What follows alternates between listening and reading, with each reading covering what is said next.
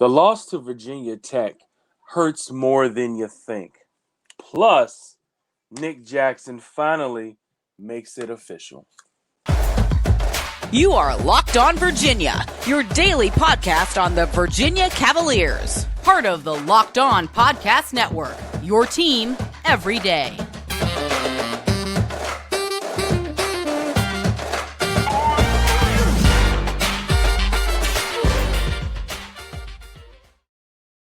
Good day, viewers and listeners. I am your host, Big Law Lawrence Johnson, and welcome to the Locked On Virginia Cavaliers podcast, your first place to come to get your Wahoo Fix every day as part of your Locked On Podcast Network. The title sponsor today is LinkedIn. With LinkedIn Jobs, you can find qualified candidates more efficiently by matching open roles with people who have the skills, values, and experiences to help you achieve your 2023 goals. Post your job for free at linkedin.com/lockedoncollege. Terms and conditions apply. So yes, everybody, the date is 2/6/2023. Welcome to Locked On Virginia. And, as I said in my open, I was just speaking of, we took a loss, sure. But sometimes losses are bigger than you think that they are. This was a big loss. And the reason why I say this is, number one, it exposes something to the up-and-coming teams that Virginia has to play in this rest of this season. They have 8 games left, and Virginia Tech somewhat seemed like they cracked the code when it comes to playing this Forever Five I've been talking about that Tony Bennett has been playing with Kihei Clark, Reese Beekman, Amon Franklin, Jaden Gardner, and Ben Vanderplas. You really have to figure out what happens, and how to be more versatile. Virginia falls to number 3 in the ACC. Remember, they were fighting if they had won this game, they would have been tied for number 1 in the ACC in this regular season. They would have the same record as Clemson has. Now Clemson is back alone at number 1, but since the loss, we're talking about Virginia falling to number 3. That's right, because the team that was salivating, waiting for Virginia to lose, which was Pittsburgh won their game, which put them with the same record as Virginia. And remember, Virginia, one of their 3 losses in conference is to Pitt. So right there, Pitt at 9-3, Virginia at 9-3. Pitt gets the tiebreaker. So Pitt right now sits at the number 2 spot with Virginia, but they have the lead. So Virginia officially is at the number 3 spot in the ACC. Yes, they were ranked number 6 in the country. But this game, like I said, it hurts more than what we probably were thinking. I'm thinking that, if Virginia is going to be the team that we need them to be, I think that they made some mistakes. I think Tony Bennett, for the first time in a long time, maybe they got out coached. That's something that you probably would not hear me say on a regular basis, or even at all, hardly. But I think that Tony Bennett and the coaching staff may have gotten out coached by Virginia Tech, Virginia Tech's coaching staff. And they went the opposite with the small ball. I mean, it was a logical thing to do, but they went the opposite.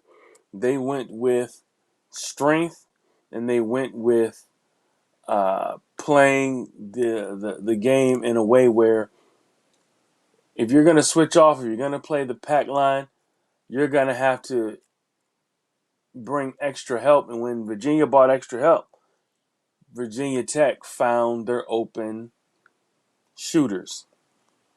And I mean, they didn't beat Virginia bad. I mean, it was 74-68, but it was just enough.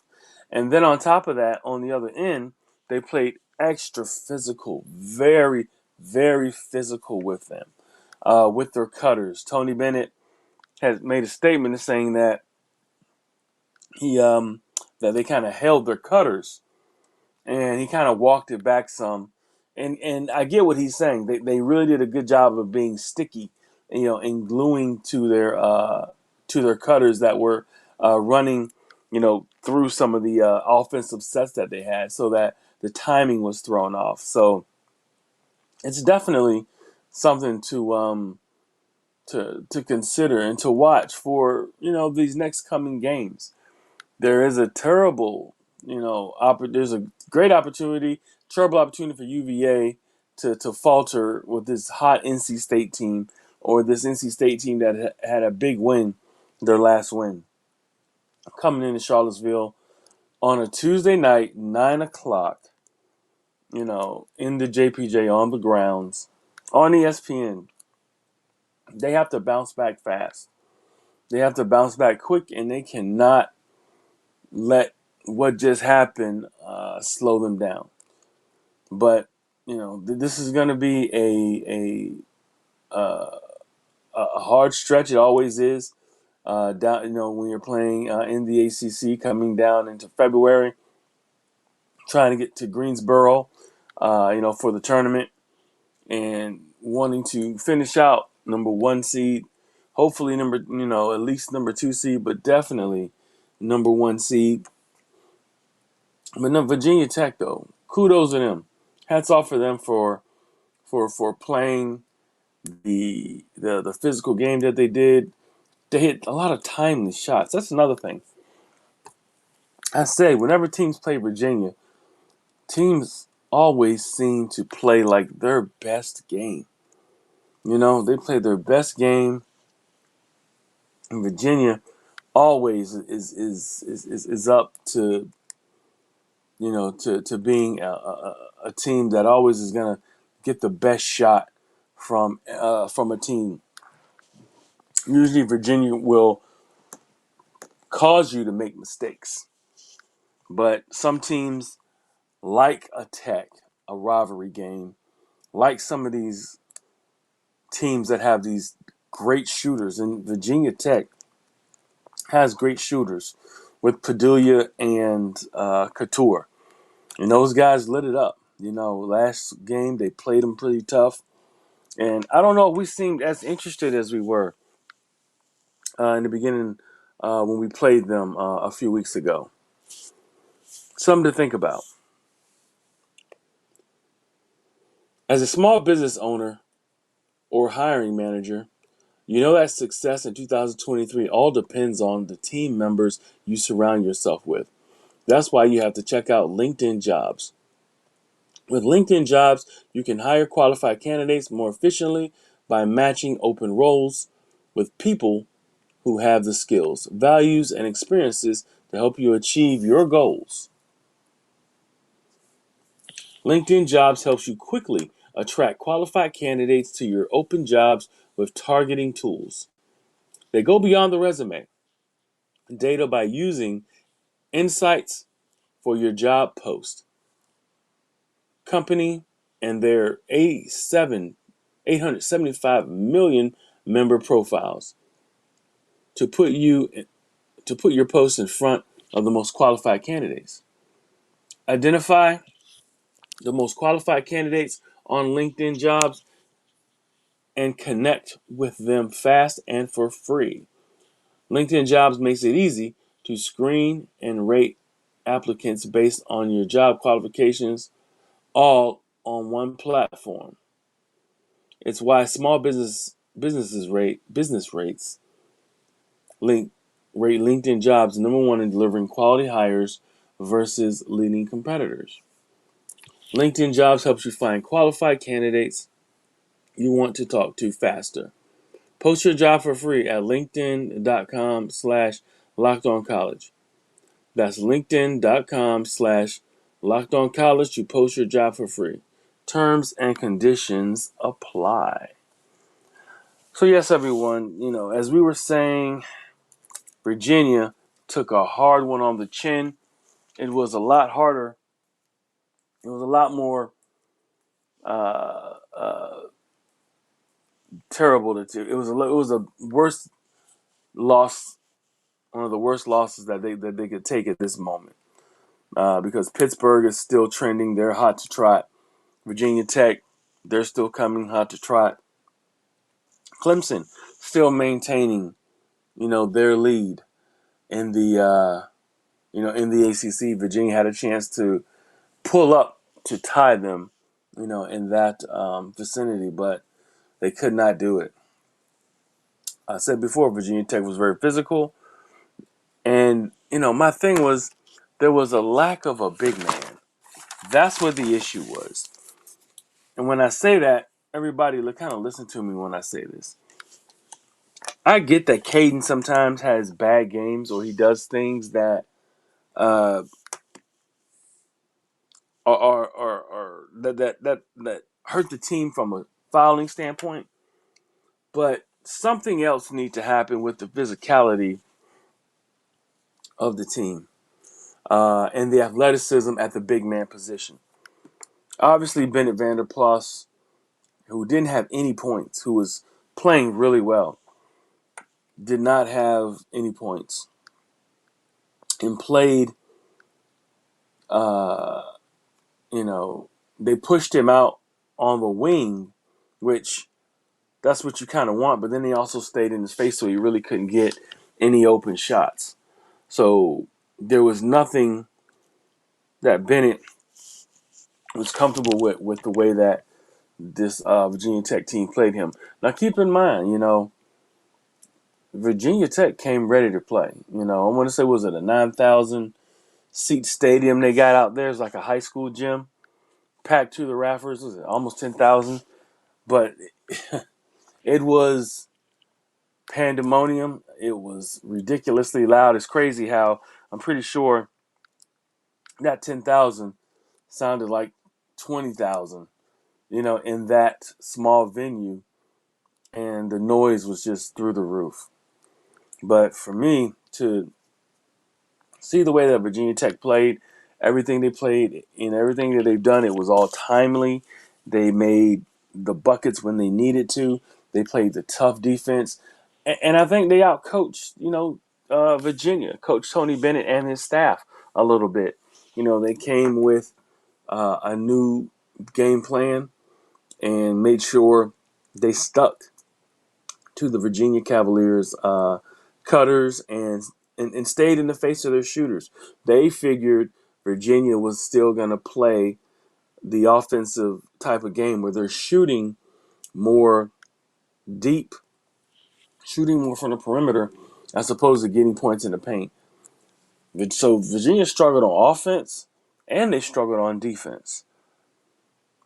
I think if Virginia had played Caden was a DNP. Caden Cedric did not even play in the game. And for me, that's kind of a mistake. I know Poppy Cafaro, he put Poppy in, and I kind of think, Poppy comes into the game, Francisco Cafaro, he comes into the game when the game needs some physicality, but, physicality and attitude kind of a thing, shift the energy. But I think Caden plays more of a basketball sense, basketball above the rim kind of a game is what they needed from a big man who could be athletic, physical, change shots, protect the paint. That was something that this team couldn't do. So when Virginia started switching, or double teaming, they were, and when they didn't switch, sometimes they were undersized down low, which made a difference. I think, last game, remember, I believe Caden had a pretty good game against Virginia Tech, and I think that's what was needed, in this game. And I was surprised, and I'm surprised more people haven't said much about Cade not playing. I think Tony Bennett has earned the right to not be questioned when he does certain things, but when when you lose to Virginia Tech and it wasn't like the game was out of reach. I think Virginia definitely could have won that game, but it didn't have to be. They didn't have to lose that game, in my opinion. They didn't have to lose that game. For the lack of the big man in the middle, a true big man, a true shot blocker, rim, shot changer, that showed out, for this game. Thanks for making Locked On Virginia your first listen every day. Make sure you check out our brand new podcast, Locked On College. Everything you need to know about college basketball in one place. Plus, hear from the big name experts, insiders, coaches, and players. Locked On College, available on YouTube or wherever you get your podcast. Looking for a delicious treat, but don't want all the fat and calories? Then you gotta try Built Bar. We got through the holidays, and I know my goal is to eat a little healthier this year. If you're like me, when you want to eat healthier, you do want to eat healthier, but don't want to compromise taste, then man, I've got the thing for you. You got to try Built. With Built, healthy is actually tasty. Seriously. They're so delicious, you won't think they're good for you. Perfect for your New Year's resolution. What makes Built Bar so good?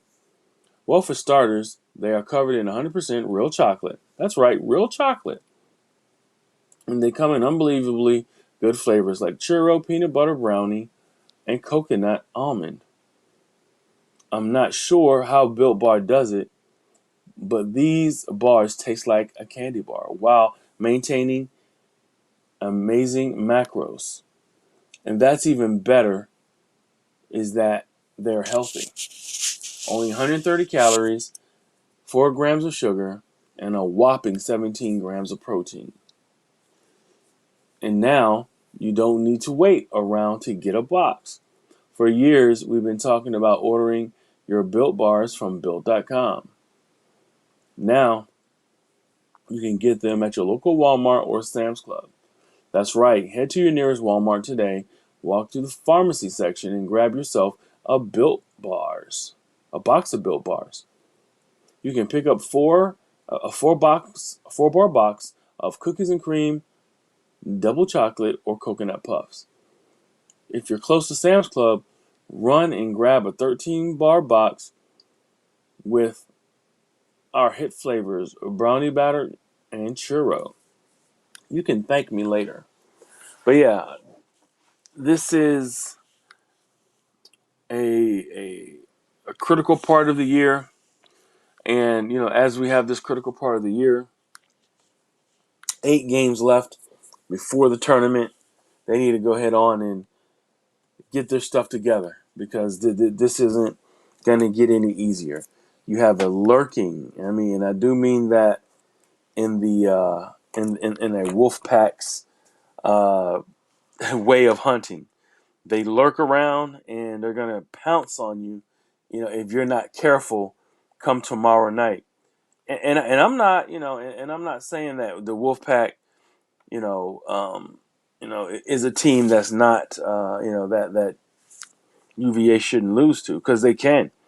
They can totally lose to them, and it could really start to go downhill a little bit. But I'm gonna read the next 5 games.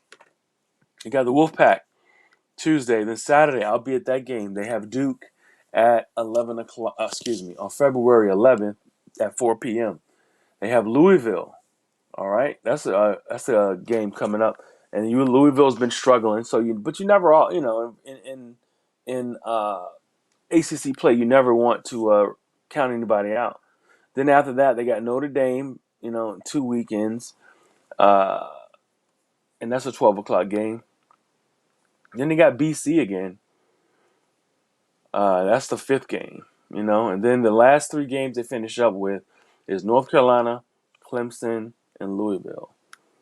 But before you get to the end of that game, end of the year, for those games, you have to take care of these next games coming up with NC State and Duke coming to town. These home games are paramount right now, and they need these games. But for the last game, let's talk about what these what were your leading scores for Virginia. I'm looking at Kie Clark, who continues to play his best basketball, as a Wahoo in his career. Was fifth year playing for this team and playing his best basketball. 17 points, 5 rebounds, 4 assists. You'd like to see his assists come up a little bit more, but it just kind of shows you the type of defense that they were playing on this team.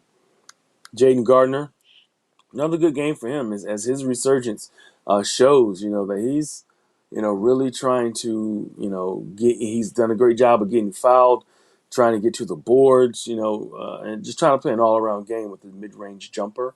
Had 20 points, 10 rebounds, and 1 assist. Reese Beekman, who, in my opinion, needs to step it up a little bit. He has the talent to take over the games a little bit more, and also the passing ability to open up some of the shooters on the outside. Reese Beekman, 15 points, 4 rebounds, 5 assists. And then Isaac McNeely, who hit 2 3-pointers off the bench, their dead-eye three-point shooter. He had 8 rebounds, but he had 8 points, but 4 rebounds, which was a good look for him. He's just an awesome true freshman, and we're just looking for great things for him to continue to press forward. And as far as Virginia Tech, their scores, Hunter Couture had 4 points, 4 rebounds, 2 assists. Padulia had 22 points, 5 rebounds, 4 assists. Had a great game there. Basile had 14 points, 4 rebounds, 4 assists. And this was probably the key player that really melded it all together. It was Mutz, who had 17 points, 4 rebounds, 8 assists. He made some great passes out there. So, that's probably the person, in my opinion, who really tied the offense together and helped Virginia Tech get to where they had to be. So that's where we have to go. Remember, tomorrow night, 9 o'clock, ESPN, they have North Carolina State, and we'll see how this game goes with them. But how about another news? Jim Boeheim. Did you hear the story of this? Jim Boeheim had made an accusation that, most of the teams in the ACC has bought their teams through the NIL. Y'all need to go find this article and read it and tell me how you interpret it. Because to me, he kind of walked it back some. He named some ACC squads, one being Wake Forest, and then the coach for Wake Forest kind of had a rebuttal about it. But he was saying how something to the effect of, basketball is in a really bad place right now. College basketball is, and everyone in the league has bought their teams. I was like, Lord. He's the old man now. Get off of my lawn. He's turning into that guy for sure. He said he understands the transfer portal, but the NIL is just totally ruining everything. So, very interesting statement for him to make. I'm kind of on the other side of it, where I think players, need an opportunity to make money off of their own likeness. What's wrong with them working and making money? I think where he's talking about is maybe when the boosters come into play and, they're offering large sums of money to players pretty much legally above the table now. And some colleges who aren't the Alabamas, aren't the Texas schools, or, some of the other schools that have a lot of money, Notre Dame, or maybe one of those kind of schools schools that don't necessarily lead with finance, they lead with more education than NIL. those are the ones that are going to struggle. But interesting take from Jim Boeheim, and very interesting a read. If you can go back and find that interview. Before we leave, I got to give you quick news also, and sad news. Nick Jackson makes it official. He's actually going to leave University of Virginia. He hadn't made a decision yet. He entered the portal in December, and he just put a tweet out or put out a message on or yesterday saying that he's officially not coming back to University of Virginia. Sad, but we need a new middle linebacker. We need an animal to step up in the middle, a leader. It's going to be some big shoes to fill now that you lost a player of Nick Jackson's caliber. All of our all ACC players are just out of here, man. We got some things, guys. We got some things to talk about, some things to iron out, as a program. But that's another show for another day. I got to tell you, thank you for watching and listening again. Thank you for making Locked On Virginia your first listen every day. Make sure you check out our brand new podcast, Locked On College Basketball. Everything you need to know about college basketball in one place. Plus, hear from the big name experts, insiders, coaches, and players. Locked On College Basketball, available on YouTube or wherever you get your podcasts. Thank you, guys. I will see you tomorrow. Bye-bye.